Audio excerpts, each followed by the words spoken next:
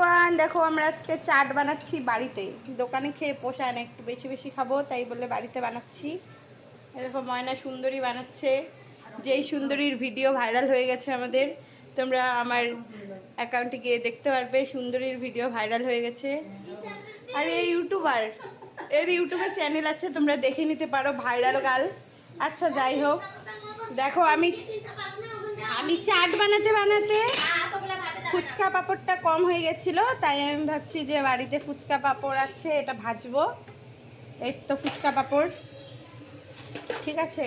তো এটা দিয়ে নাড়া দিচ্ছিলাম, কে জানে যে চামচটাই গলে যাবে। এই দেখো চাট বানাতে গিয়ে আমাদের চামচের হালাত কি হয়ে গেছে, লে হালুয়া, পুরো হালুয়া হয়ে গেছে। তো যাই হোক, দেখো ভাজি, দুটো ভেজে দেখাই।